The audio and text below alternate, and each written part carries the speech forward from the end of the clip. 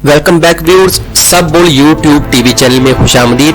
नाजरीन, एक बहुत अहम खबर सामने आई है जो हमारे चैनल की गुज़श्ता वीडियोस में भी बताई गई थी और अब बाकायदा अमली तौर पर वो सब कुछ होना शुरू हो गया है। वो खबर है सऊदी अरब के मुताल्लिक। तमाम मारूफ अखबारात के हवाले भी इस वीडियो में आपको दिखाए जाएंगे, लेकिन उससे पहले सऊदी अरब के मुताल्लिक एक तल्ख हकीकत आपको बता दें।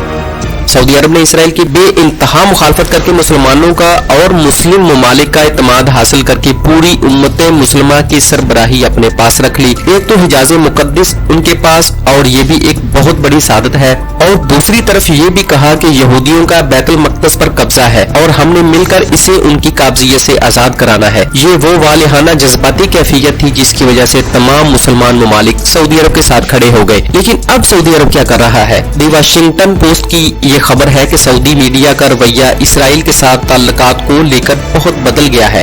अब यहाँ एक पॉइंट समझ लें, इस खबर के मुताबिक जो बात क्लियर समझ आ रही है कि रवैया तब्दील हो गया है, मतलब बहुत कुछ और था और अब कुछ और है। यानी ये खबर कोई अचानक खबर नहीं है, बल्कि इस खबर के पीछे कुछ माह के एनालिसिस है जिनकी बिना पर यह दावा किया गया। अब जितना भी सऊदी मीडिया है वो मौजूदा बादशाहत के ज़ेरे कंट्रोल होता है और ये मीडिया इस कदर कंट्रोल्ड होता है कि बादशाहत के खिलाफ एक लाइन भी नहीं लिख सकता या उनकी मर्जी के बगैर कोई आर्टिकल या कोई खबर भी नहीं छाप सकता। अरब न्यूज एक पेपर है जिसमें एक पूरा आर्टिकल छपा है और इस पेपर में इसराइल और यूएई की मुफाहमत की बहुत तारीफ की गई है। अब आपको पहले भी ये बता दिया था कि अरब पूरे का पूरा मीडिया कंट्रोल्ड है और इन्हीं के इस आर्टिकल का ही हवाला वाशिंगटन पोस्ट ने दिया है। यहाँ से भी आप अंदाजा लगा सकते हैं कि असल हालात किस तरफ जा रहे हैं। सऊदी अरब का एक सफीर है अमेरिका में और वाशिंगटन में एक लंबे अरसे से सऊदी अरब की तरफ से सफारती इख्तियार संभाले हुए है। इसका नाम है बंतर बिन सुल्तान। जी हाँ, आप जो भी समझ लें, ये बंतर बिन सुल्तान ही है।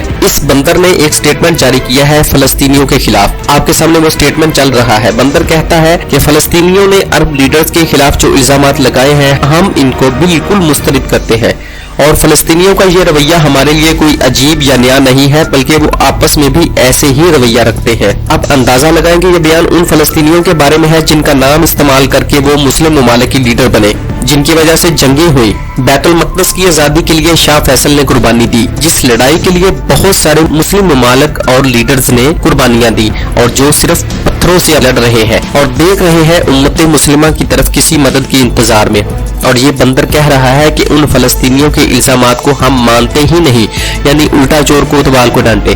अब अगर कोई इस खुशफहमी में है कि इसराइल को तस्लीम करने से फलस्तीनियों का भला हो जाएगा तो इस झूठ से भी अभी पर्दा उठा देते हैं। अल जजीरा की खबर देखें, पोमियो ने अमेरिका की तरफ से तमाम अरब ममालिक को यूएई और बहरीन की पैरवी करने पर आमादगी के लिए जोर दिया है कि वो भी यूएई और बहरीन की तरह इसराइल के साथ अपने तल्लुकात को बहाल करें।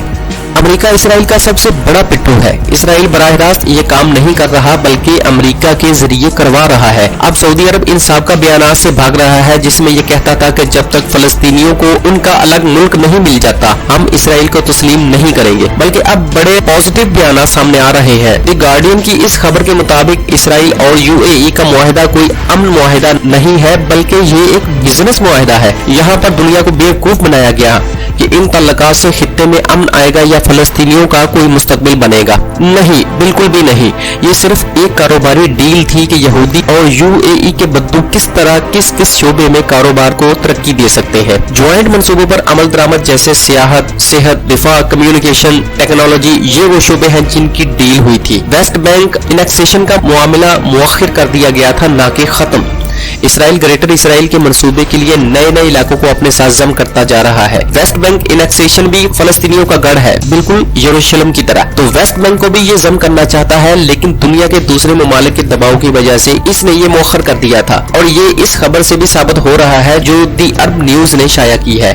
इस इनेक्सेशन की मुअत्तली में यूएई या बहरीन का कोई हाथ नहीं है। ये महज एक दिखावा था फलस्तीनियों के लिए। असल में तो इनके अपने मफादात थे सारे खेल के पीछे और अब इसराइल ने दोबारा वेस्ट बैंक में 1300 नए घर बनाने की मंजूरी भी दे दी है। वो अपने प्लान पर पूरा अमल कर रहा है कि आहिस्ता आहिस्ता यहूदियों को इस एरिया में आबाद करेंगे, नए इलाके बना देंगे, मुसलमानों को श्रिंक कर देंगे, महदूद कर देंगे और बाद में कानूनी हक का दावा करके मुकम्मल कब्जा कर लेंगे कि ये इलाके तो हमारे हैं। अब वो बयान जो यूएई ने दिया था कि इस इनेक्सेशन को हमने रोक दिया है और ये डील एक तारीखी डील है, तो इस बयान को तो ये खबर मुकम्मल तौर पर मुस्तरद कर रही है। बजाय फलस्तीनियों को उनके हकूक मिलने के मजीद उनसे उनके ही इलाके छीने जा रहे हैं। इसराइल फैलता जा रहा है, मुसलमानों के खिलाफ उनकी सरजमीन तंग किए जा रहा है और अरब मुमालिक इसराइल के साथ तल्लुकात बेहतर बना रहे हैं, कारोबार कर रहे हैं। और सऊदी अरब के उस बंदर की बात सुने कि फलस्तीन बदतमीज है, वो ऐसे ही बात करता है, हम तो उनकी बातों को मानते ही नहीं। अब आखिर में एक और खबर भी देख लें। कुछ यूरोपीय मुमालिक ने फलस्तीनी बच्चों के लिए एक स्कूल खोला था, इसलिए कि फलस्तीनी बच्चे ग़िज़ाई लिहाज से, मेडिकल, एंटरटेनमेंट के लिहाज से बहुत परेशान है और ये स्कूल उनको मदद करेगा उनकी परेशानी दूर करने में। लेकिन इसराइल अब वो स्कूल भी खत्म करने और गिराने जा रहा है, यानी हर लिहाज से मुसलमान पर जुल्म सितम ढा रहा है और हम देख रहे हैं इन मुनाफिक और गद्दार अरब मुमालिक की तरफ। अब इस वीडियो की आखिरी बात, सऊदी अरब बहुत जल्द इसराइल को तस्लीम कर लेगा और अलल ऐलान करेगा। तमाम इशारे मुकम्मल हो चुके हैं, तैयारियां मुकम्मल हो चुकी हैं, बस वो वक्त आने वाला है जब ये गिरा भी खुल जाएगी उस मजबूत रस्सी की जिसको खोलने के लिए तमाम यहूदी और ईसाई मिलकर जतन कर रहे थे। तो नाजरीन, मजीद अपडेट्स आप तक हम वक्तन फवक्तन पहुंचाते रहेंगे। मिलते हैं एक और नई वीडियो में।